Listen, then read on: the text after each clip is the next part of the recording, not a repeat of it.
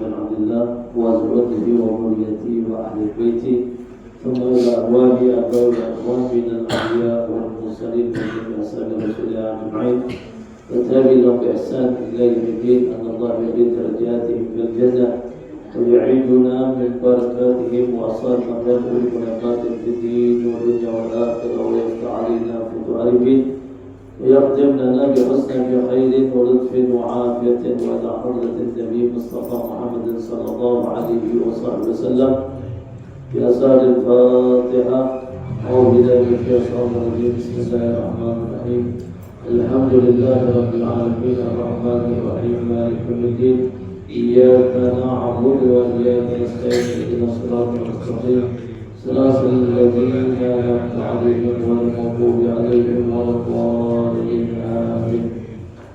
بسم الله الرحمن الرحيم. السلام عليكم ورحمة الله تعالى وبركاته.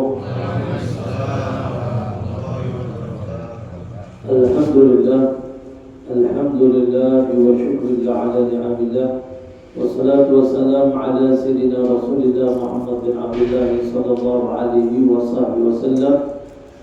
اللهم صل وسلم وبارك وكرم ومجد عظيم على سيدنا مولانا محمد وعلى آله وصحبه وسلم. افتح باب رحمة الله عدد ما في علم الله صلاة وسلاما دائمين بدوام ملك الله وعلى آله وصحبه ومن والاه.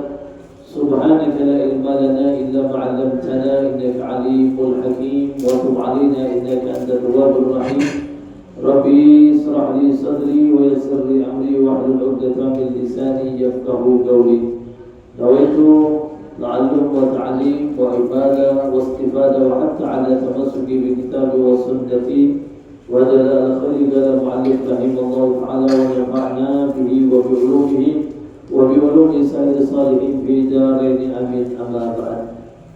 Hadirin wal hadirat, bapak-bapak, ibu-ibu, jamaah salat maghrib yang dirahmati oleh Allah Subhanahu wa taala.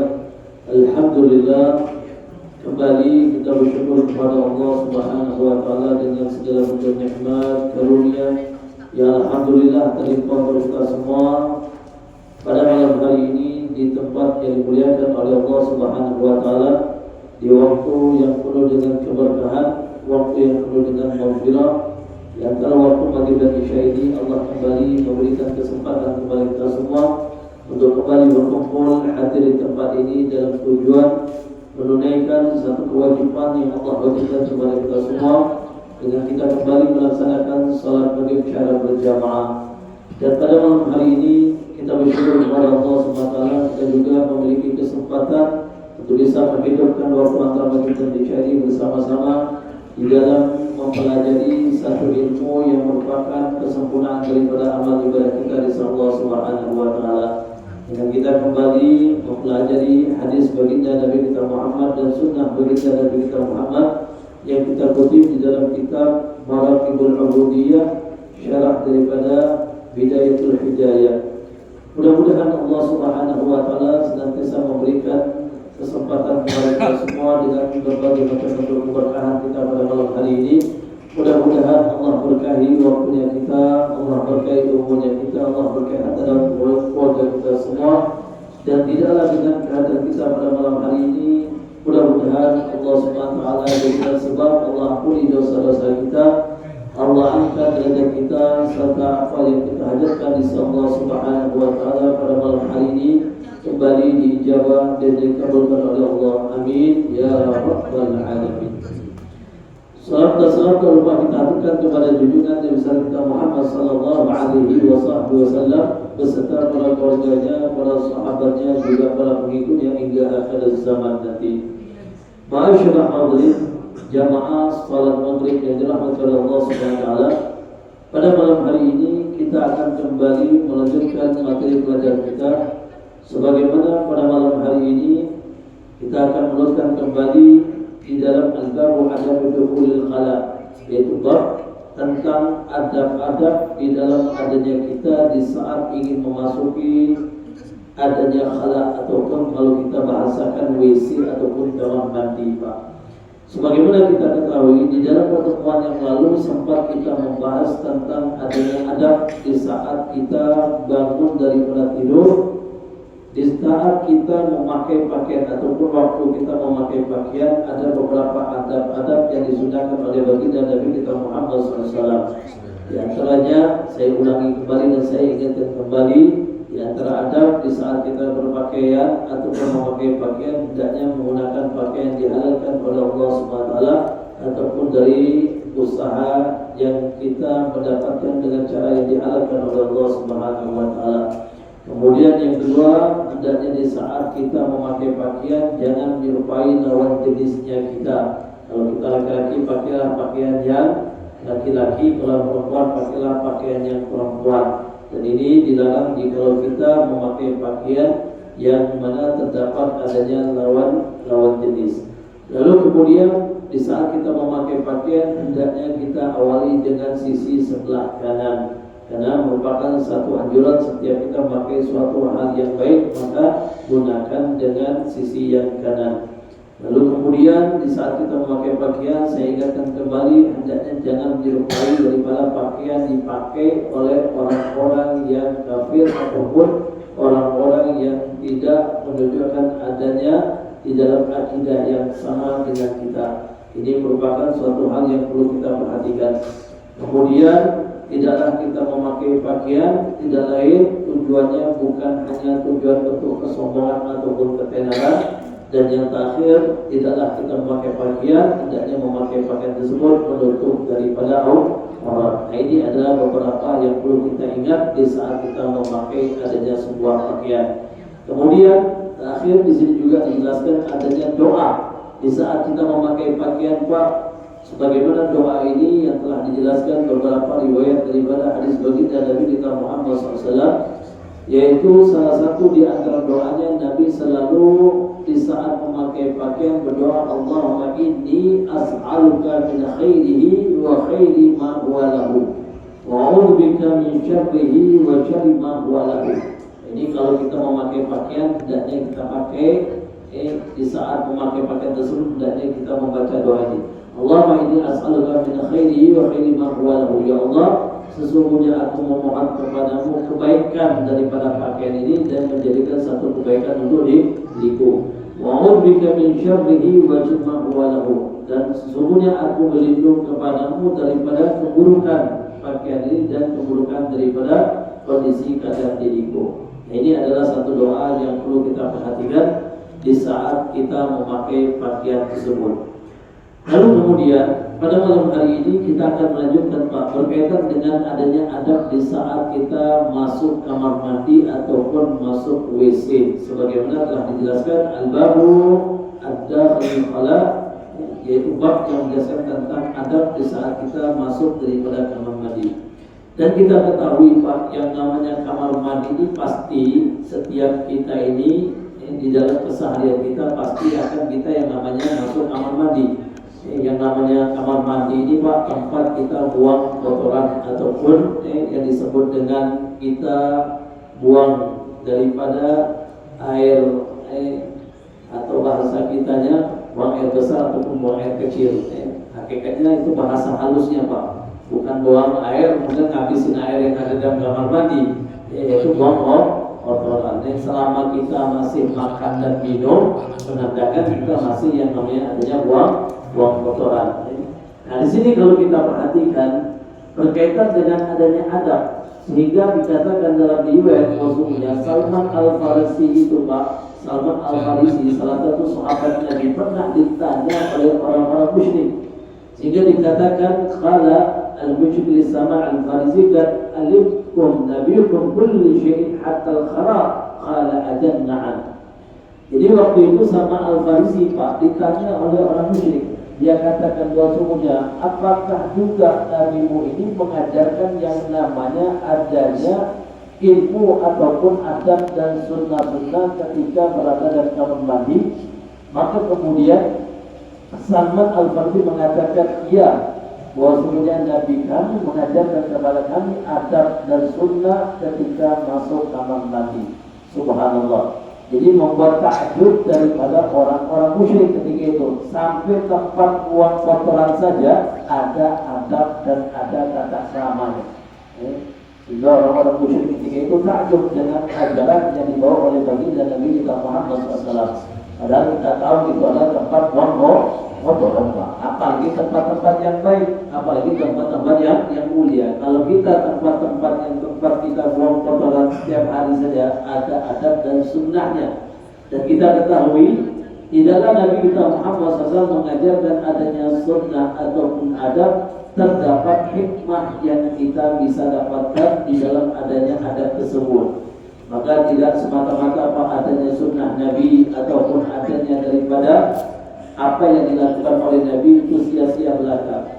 Selain daripada adanya kita mendapatkan pahala, tapi terdapat di dalamnya adanya hikmah yang besar yang kita akan dapatkan dalam adanya kita menerapkan daripada adab tersebut. Maka oleh karena itu di sini akan saya jelaskan tentang perihal bagaimana adabnya kita di saat kita masuk daripada kamar mandi. Sebagaimana di sini katakan beda qasad baitul ma' wa huwa maqad al-hajat al-bawl wal ghaib al-qadar al-hajati aw ghairihi faqaddam fi dhuhuri rijlat al-yusra wa fil khuruj rijlat al-yumna. Dan di antara kata Al-Imam Ghazali menjelaskan di dalam kitabnya beliau, adapun adab ketika kita masuk daripada kamar mandi di saat kita ingin buang hajat, maka hendaknya dahulukan daripada kaki kiri. Dahulukan daripada kaki kiri di saat kita masuknya, dan nanti ketika keluarnya maka dahulukan daripada kaki kanan. Nah, perhatikan Pak, kenapa kita dianjurkan untuk mengawali di saat kita masuk WC itu, yaitu mendahulukan kaki kiri. Yang berbeda di saat kita masuk rumah, di saat kita masuk yang namanya masjid, itu didahulukan semua daripada kaki kanan. Tapi untuk masuk WC kita dianjurkan untuk mengawalnya dengan kaki kiri. Maka di sini dikatakan ada satu riwayat hadis Nabi Muhammad SAW yang disampaikan, kana Nabi yu'jibu tayammum fi tana'ulihi wa turjulihi wa tuhru fi sya'ni kullihi.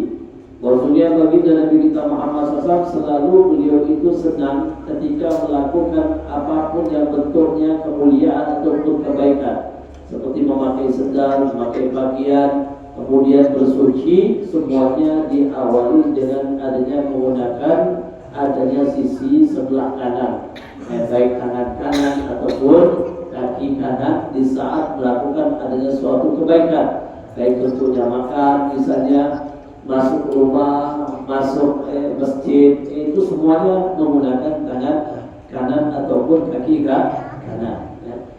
Dan sebaliknya kata ulama, ini hadis menandakan secara umum, menandakan sebaliknya, kalau ada suatu hal yang tempat tidak baik ataupun sesuatu yang tidak baik, maka menggunakan daripada sisi sebelah kiri. Nah, contohnya kalau kita makan pakai tangan kanan, kalau kita istinja pakai kiri, jangan pakai kanan juga, karena kanan sudah kita gunakan untuk makan, jangan kita gunakan juga untuk istinja. Begitu juga kalau kita masuk ke rumah ini kita pakai kaki kanan, kalau kita masuk WC-nya pakai kiri, jangan pakai kanan lagi. Kenapa? Karena yang namanya WC sudah kita ketahui ini adalah tempat yang kotor, tempat yang dipenuhi dengan najis, maka jangan tempat yang kurang mulia, berbeda dengan rumah tempat tinggalnya kita. Maka kita hendaknya awali di saat rumah kaki kanan dan masuk WC kaki kiri. Dan ini Pak, subhanallah, saya pernah dapatkan ada satu video, ada orang yang non-muslim pernah meneliti tentang kenapa di dalam syariat Islam itu, kenapa dia ketika masuk WC harus diawali dengan kaki kiri. Apa salahnya dengan kaki kanan? Nah, mereka ini meneliti Pak. Kalau kita kan hanya semata-mata selama ini kita hanya tahu, oh Nabi nyuruh kita masuk kaki kiri, keluar kaki kanan, tapi kita tidak pernah meneliti kenapa harus kaki kiri dahulu, lalu kemudian keluarnya harus kaki kanan. Nah, jarang kita meneliti daripada syariat yang telah dibawa oleh baginda Nabi kita Muhammad. Dan subhanallah, ini sudah pernah diteliti oleh orang non-muslim, malah orang non-muslim yang meneliti kenapa di syariat Islam itu kalau masuk WC harus diawali kaki kiri. Ternyata Pak, kita tahu kondisi keadaan WC itu berbeda dengan kondisi di dalam WC dengan di luar WC itu ada perbedaan kondisi keadaan. Kalau di dalam WC jelas tempat itu selalu basah. Di dalam WC itu jelas tempatnya selalu basah. Karena kan tempat kita biasa istinja ataupun buang air tadi.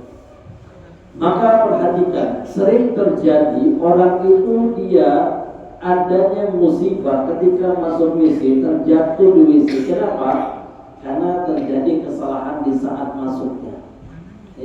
Kita sering dapatkan ada orang jatuh di dalam WC, terkotak, kemudian meninggal di dalam WC. Nah ini Pak, perhatikan, kenapa? Karena tidak mengikuti saran anjuran yang diperintahkan oleh Nabi. Kalau kita mengikuti anjuran yang diperintahkan oleh Nabi, insya Allah jauh daripada musibah tersebut. Kenapa? Kalau kita perhatikan, ini diteliti oleh orang-orang non-muslim.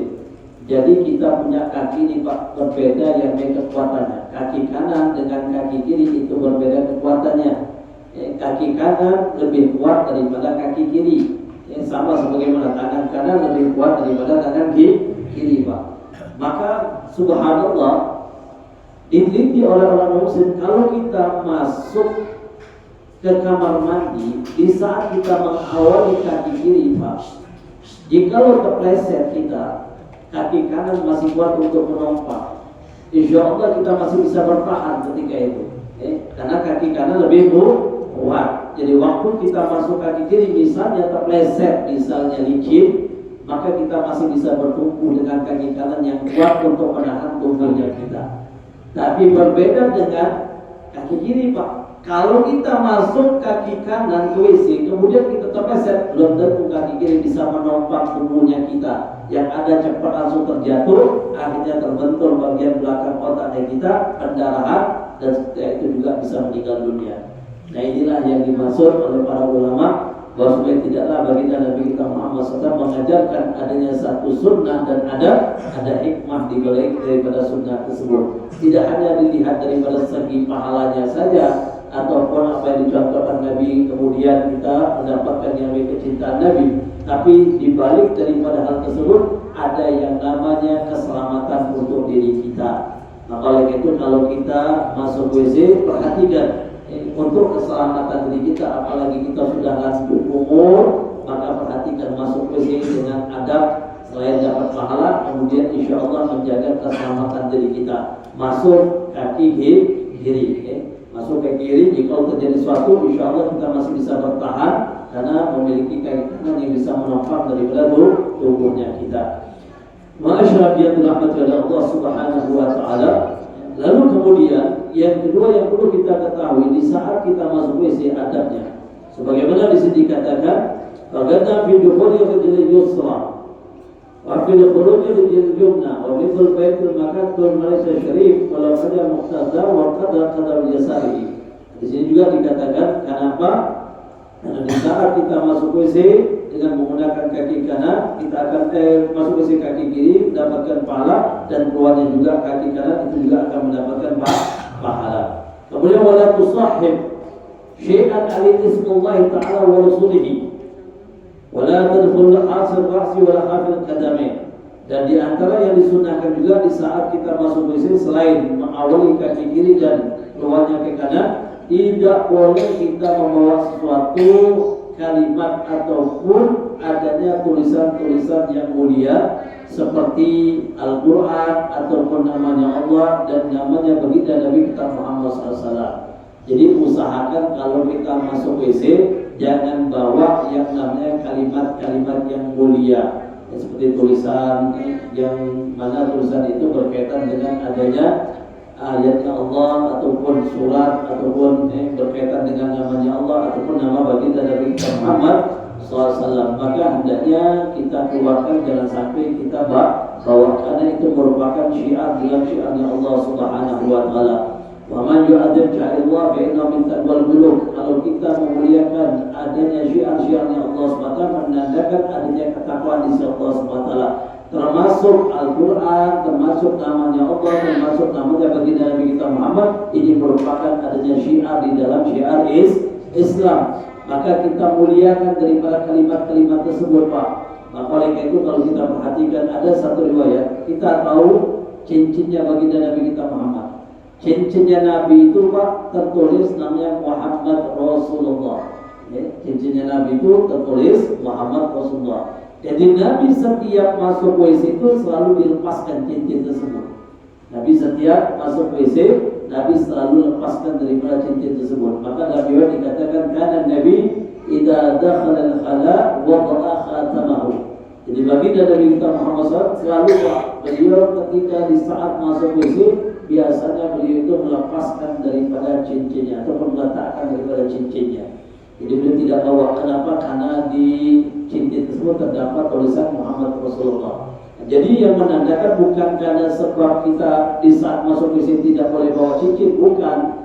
Karena di dalam cincin tersebut terdapat tulisan yang mana di situ terdapat namanya Allah dan nama baginda Nabi kita Muhammad SAW. Jadi kalaupun misalnya ditanya apakah boleh atau tidak kita masuk WC Pak bawa cincin, boleh, silakan. Kita masuk WC bawa cincin, silakan. Yang penting yang tidak boleh itu kalau kita bawa namanya Allah dan nama Rasulullah SAW.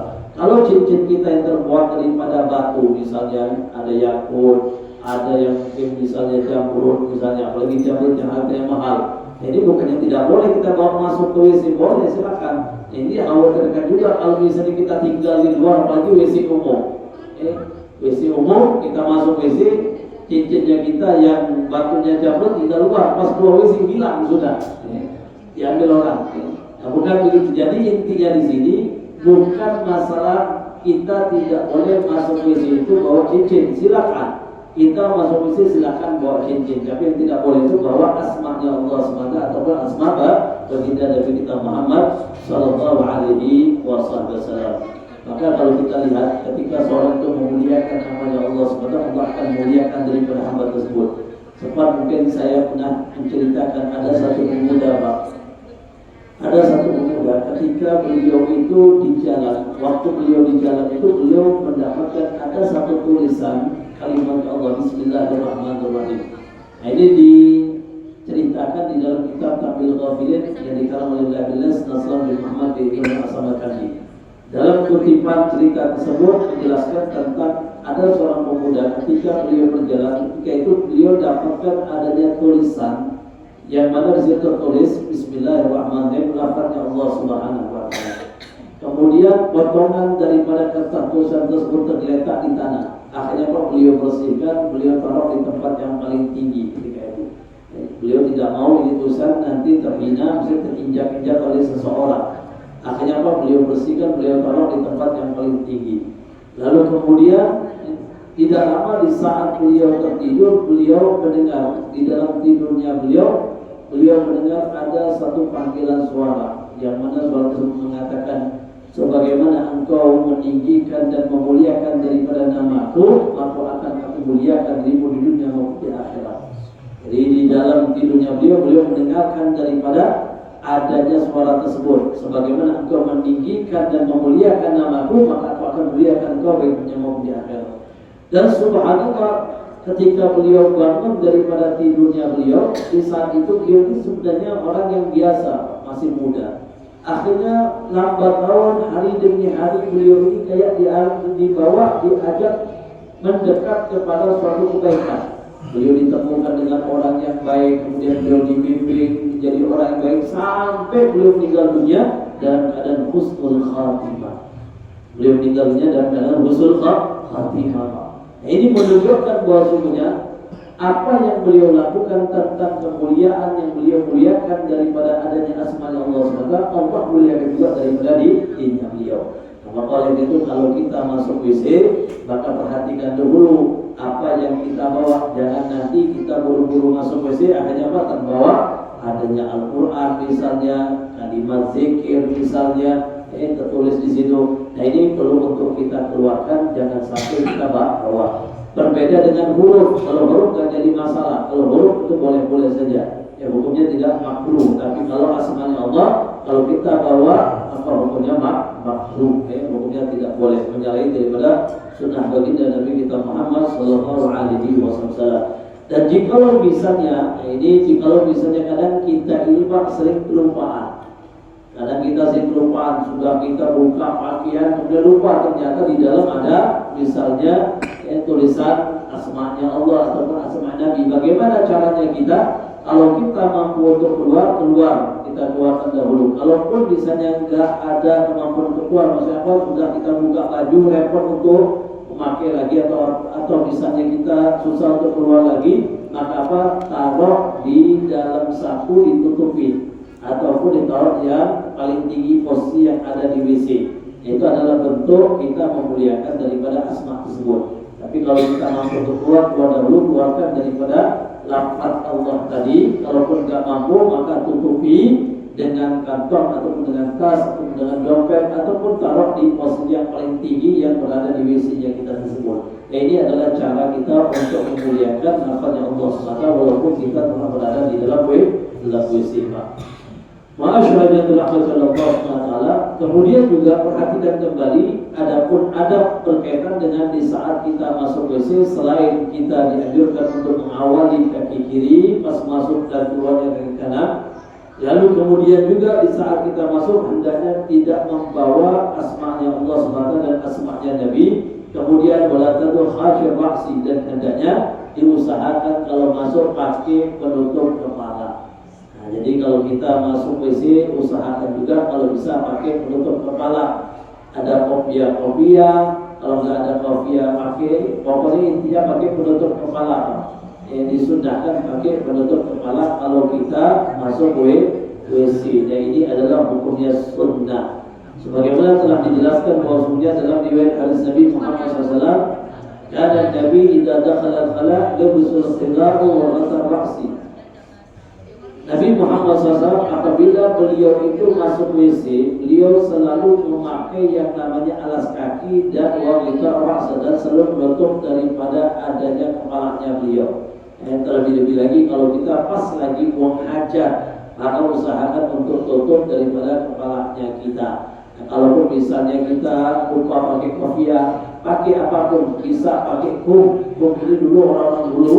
Ini lengan pakaian, Pak. Zaman dahulu, orang zaman dahulu itu, zamannya Nabi kita Muhammad, biasanya mereka itu punya lengan pakaian ini panjang-panjang, Pak, segini lebar. Jadi digunakan untuk tutup kepala juga kadang. Kalaupun nggak ada, bisa pakai sarung tangan. Nah, jadi sapu tangan. Kalau pakai sapu tangan bisa. Kalaupun misalnya contoh, saya pernah diajari oleh guru saya waktu itu. Kalau misal contoh begini. Jadi ketika kita misal contoh lagi buang hajat, misalnya buang hajat lupa pakai penutup, tidak pakai kopiah, bisa pakai telapak tangan. Nah, bisa pakai telapak tangan. Intinya kita pakai penutup kepala. Tidak harus kopiah, bisa pakai penutup kepala. Terutama di saat kita lagi buang hajat. Waktu kita buang hajat pakai kita tutup kepalanya, kita pakai misalnya telapak tangan bisa, ataupun pakai centong itu dulu bisa, nggak apa-apa dulu kan sebelum kita gunakan untuk ngambil air kan, pakai dulu centong nggak apa-apa. Ini kan menghindari daripada adanya suatu hal yang mungkin tidak baik untuk diri kita. Karena oleh itu kalau kita perhatikan sebenarnya salah satunya juga, Pak, kita menutup kepala kita menghindari, karena ini kan yang namanya ubun-ubun kita ini tempat keluar masuknya ruh, ubun-ubun kita. Nah, di situ juga ada kesempatan makhluk jin itu yang berada dalam WC itu membuka jalan untuk bisa masuk ke dalam tubuhnya kita. Oleh itu hati-hati kalau kita berada dalam WC. Jadi perhatikan di saat itu. Maka di sini dikatakan wa qala Imam Haramain wal Ghazali wal Bukhari yustahabu idza dakhala ala maqsud tarasi fa lam yajid syai'an wa ta'aqqub ala ra'sihi. Jadi di sini dikatakan, dikomentari oleh Al-Imam Haramain dan Imam Al-Ghazali, begitu juga Imam Bukhari. Tiga imam ini menjelaskan tentang adanya kesunahan kalau kita masuk kamar mandi, hendaknya kita menutup daripada kepala kita. Apabila kita tidak memiliki penutup kepala kita seperti contoh kopiah, misalnya contoh, kalau kita tidak memiliki sesuatu untuk kita tutup kepala kita, maka bisa kita meletakkan kum. Nah, di sini katakan wada'akum ala ra'sihi. Bisa kita letakkan yang namanya adanya bagian lengan pakaian kita. Mau zaman dulu kan panjang, Pak, lengan pakaiannya. Beda dengan kita sekarang, ini nggak bisa kita gunakan. Minimal kita pakai telapak tangan. Dulu orang-orang dulu lengan pakaian segini, maka itu sempat kita pernah mendengar mungkin kisah daripada sahabat Abu Hurairah pernah naruh kucing, anak kucing itu di dalam kum. Abu Hurairah itu pernah naruh anak kucing di dalam lengan pakaian ini. Maka Nabi pernah lihat, kata Nabi, wahai Abu Hurairah, apa yang ada di kum, di lengan pakaianmu? Maka beliau katakan, dirwah ya Rasulullah, anak kucing ya Rasulullah. Maka Nabi menjuluki beliau Abu Hurairah, bapaknya kucing.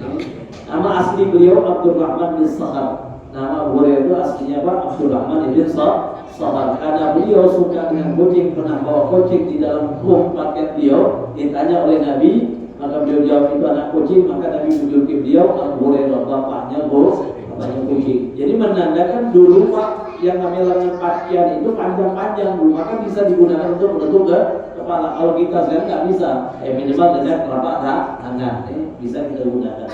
Jadi ini adalah merupakan kesunahan, sunnah untuk kita di saat masuk WC pakai penutup ke kepala. Kemudian juga dikatakan, wa bi urwati anna Abu Bakar Siddiq kana qala wa huwa yakhutubun nas, ya muslimun istahyuna min Allah walladhi nafsi biyadihi inni la'adillu hina adhaba ila al-ghaib bi qada'i waqtiya ra'sa ihtiya min ar-rabbi. Jadi ada satu hikmah kembali, ulama menjelaskan kenapa alasannya juga kita dianjurkan untuk menutup kepala. Ini adalah bentuk adanya rasa malu kita kepada Allah Subhanahu wa taala. Jadi salah satu khutbah yang disampaikan oleh sahabat Abu Bakar Siddiq, Abu Bakar Siddiq pernah menyampaikan satu khutbah. Beliau katakan, wahai umat muslim, aku bersumpah atas jiwaku dan diriku, sesungguhnya tidaklah seseorang ketika dia adanya qada hajat, yaitu di saat dia buang air besar, hendaknya dia menutup daripada kepalanya, dan itu menunjukkan rasa malunya kepada Allah Subhanahu wa taala. Nah, ini ada juga salah satu hikmahnya. Maka perlu kita perhatikan, selain adanya kita menutup kepala ini adalah anjuran daripada sunnah Nabi, itu juga bentuk daripada adanya rasa malu kita di hadapan Allah Subhanahu wa taala. Lalu kemudian juga selain kita menutup kepala, hendaknya juga kita perhatikan bahwasanya sebagaimana telah dijelaskan dalam kitab tadi, sudah saya jelaskan, amanah min ada'il jin. Jadi orang yang ketika dia di saat masuk WC itu dia pakai penutup kepala, insya Allah aman daripada gangguan jin. Dia aman daripada gangguan jin. Itu dijelaskan di dalam kitab Taqwatul Jadidah fil Masail Mubidah. Lalu kemudian juga disunnahkan adanya yaitu memakai alas kaki. Jadi selain daripada menutup kepala, kita disunahkan untuk memakai daripada alas kaki. Alas kaki juga untuknya sunnah. Biar apa? Biar terhindar daripada najis. Maka sediakan Pak, kalau kita di WC itu minimal kita sediakan ada penutup kepala. Adapun kalau kita bisa itu di kamar mandi kita itu ada kopiah yang tergantung. Jadi kopiah itu jangan cuma satu saja, sholat pakai itu, tidur pakai itu, kemudian ke pasar pakai itu juga, akhirnya ke WC pakai itu juga. Minimal kopiah itu minimal kita punya ada beberapa.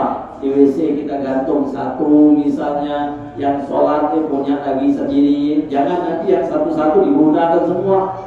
Nah itu salah satunya. Maka itu saya pernah dapatkan, saya pernah datang ziarah ke rumah guru saya waktu itu di Yaman.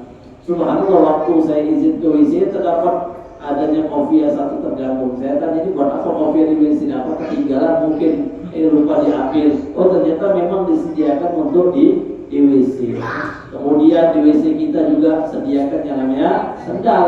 Jangan di WC itu kosongan, sendal minimal kita sediakan. Jadi kalaupun misalnya masuk WC sudah ada sendal khusus.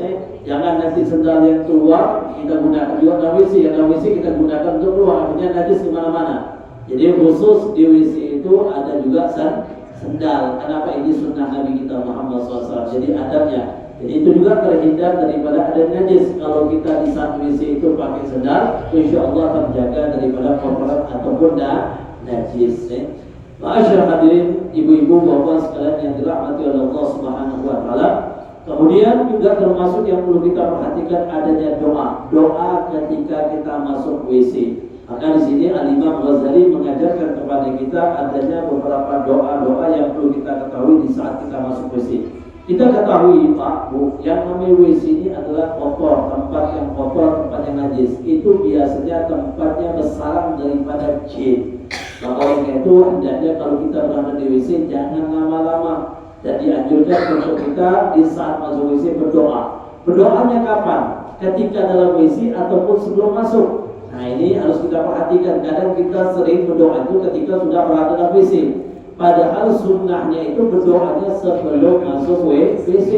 Sebelum kita melangkahkan kaki kita masuk ke dalam WC, berdoalah dahulu. Berdoa dahulu di saat kita ingin masuk WC. Dan sebagaimana dikatakan dalam riwayat hadis Nabi Muhammad SAW, Nabi katakan, "Zikru ma baina jin wa awratil al-bani Adam idza dakhala ahadukum al-khala an taqulu bismillah." Kata Nabi, hendaknya tutup daripada auratnya kalian wahai anak cucu Adam daripada pandangan jin, kata Nabi. Tutuplah wahai anak cucu Adam auratnya kalian daripada pandangan jin. Ketika kalian ingin masuk WC, maka bacalah kalimat bismillah. Bacalah kalimat bismillah. Maka Pak, Bu, kalau kita masuk WC, kita baca bismillah, begitu juga nanti ditambah daripada adanya doa yang diajarkan Nabi, insya Allah jin itu tidak akan bisa melihat daripada auratnya kita. Ditutup oleh Allah SWT, pandangan jin itu tidak bisa melihat auratnya kita.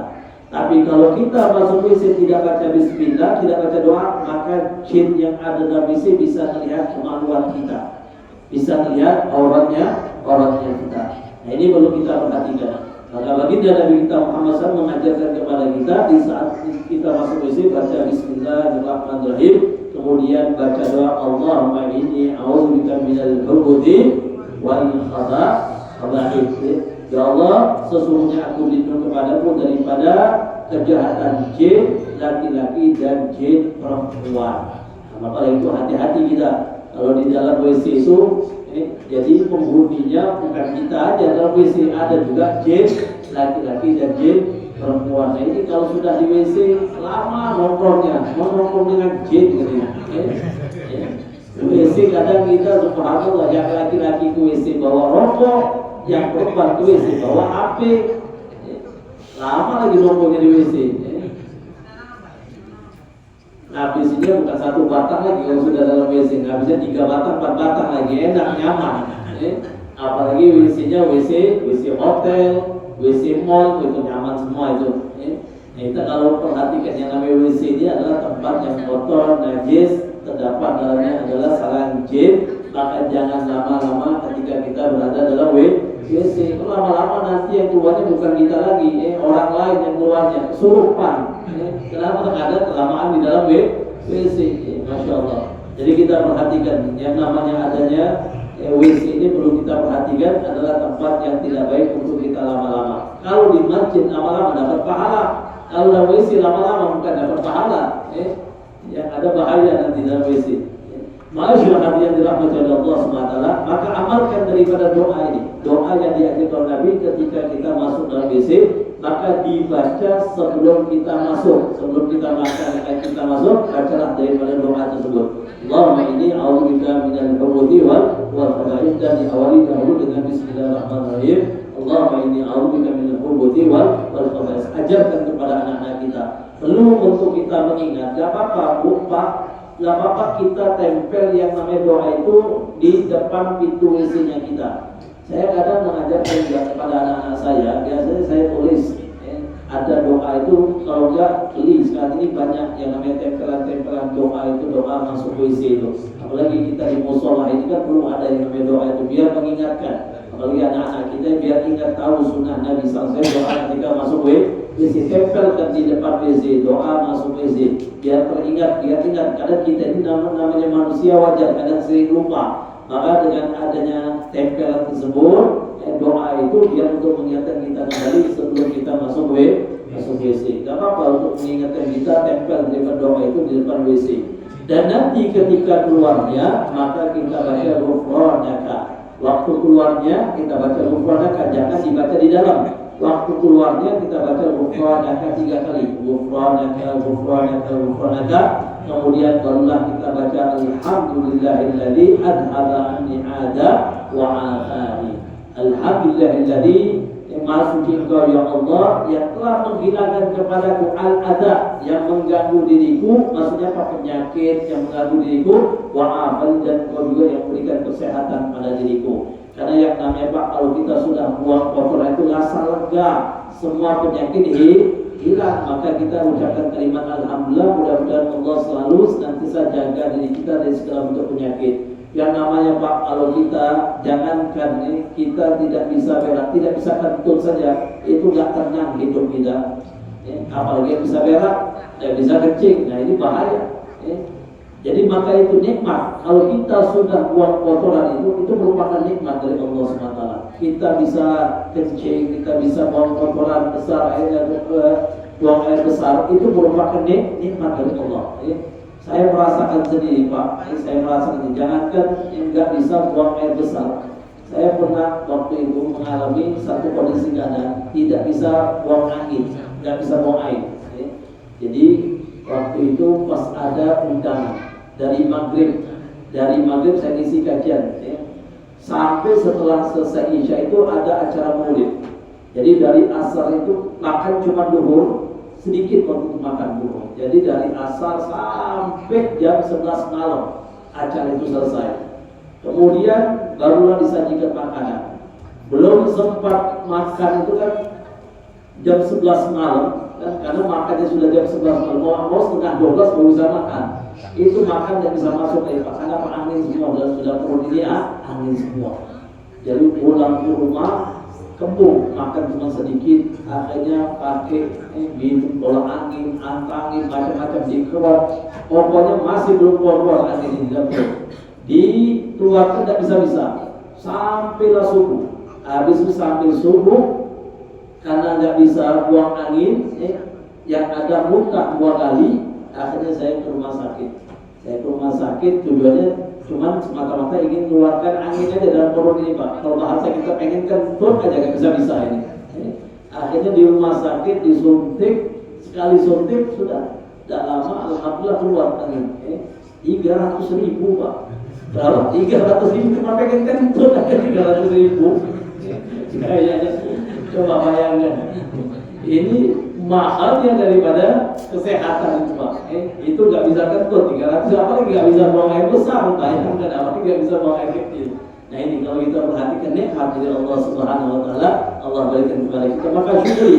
Kalau kita keluar WC, bacalah alhamdulillahilladzi adhaba anni ada wa ahadi. Ya Allah, alhamdulillah maha suci Engkau ya Allah yang telah memberikan nikmat kepadaku, yang telah memberikan kesehatan kepadaku, yang mengganggu daripada diriku, yang mana Engkau telah berikan kesehatan untuk diriku. Nah ini kita ucapkan selalu agar Allah jaga kesehatan yang ada pada dirinya kita.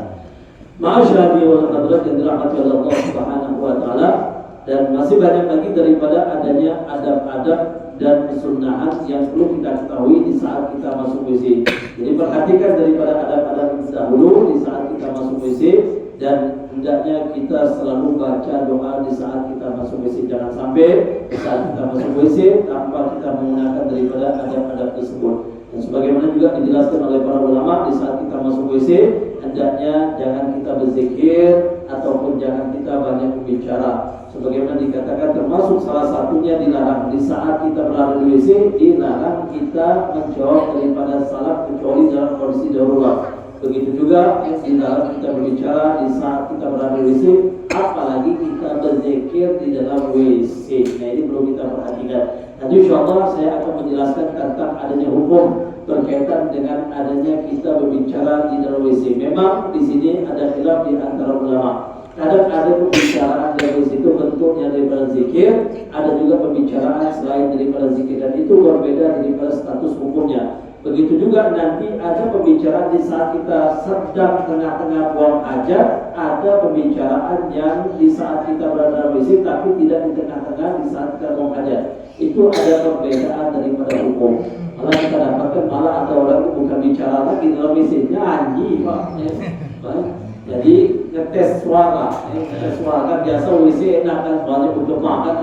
Jadi ngetes suara latihan nyanyi dalam WC. Jadi bagaimana hukumnya di saat itu? Nah nanti insyaallah di pertemuan akan datang saya akan menjelaskan tentang perihal hukum daripada adanya adab di saat kita masuk WC yang selanjutnya. Mudah-mudahan sedikit aku sampaikan pada malam hari ini menjadi manfaat untuk kita semua, dan kita berharap tidaklah kita keluar daripada tempat ini. Mudah-mudahan Allah ampuni dosa-dosa kita, Allah angkat derajat kita, dan Allah berikan istiqomah kepada kita semua. Amin ya rabbal alamin.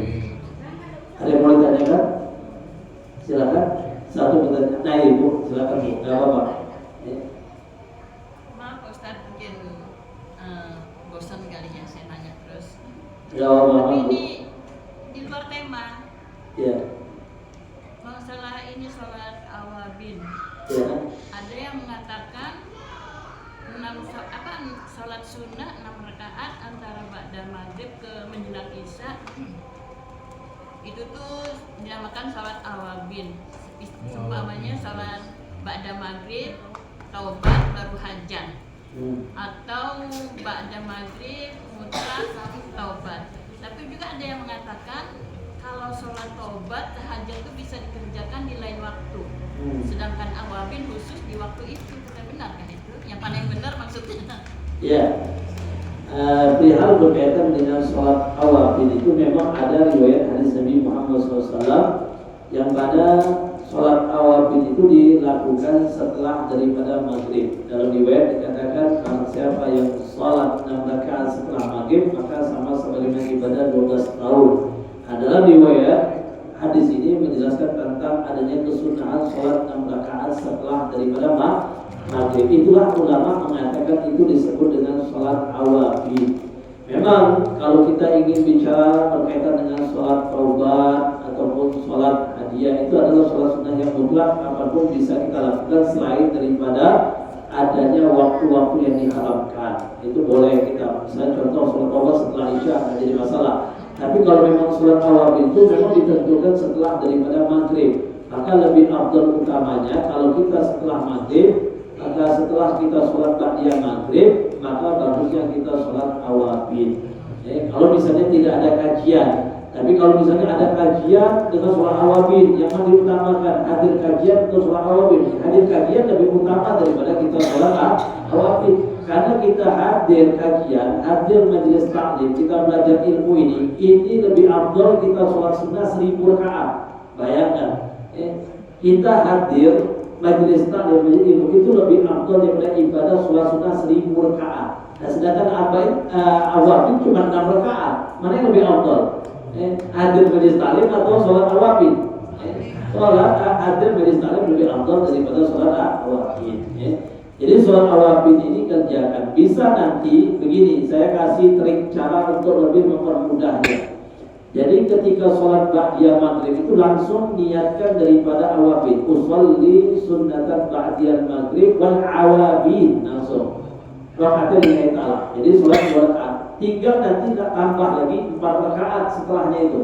Karena setelah kita melaksanakan sholat ba'diyah maghrib itu kan sudah kita masukkan sholat awabinnya 2 rakaat. Nanti sisanya 4 rakaat tambah lagi daripada awabinnya. Jadi jangan repot, tidak langsung nanti ba'diyah maghrib itu 6 rakaat, tidak usah.